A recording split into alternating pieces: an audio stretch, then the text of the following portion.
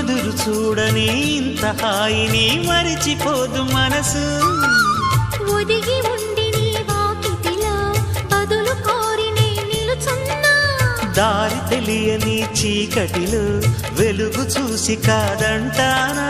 ఊరించి ఇది ఏ మాసం? ప్రేమించే ప్రతి గుండెను అందెల సందడి చేసే హేమంతం ఇది. మన సొంతం అయినది.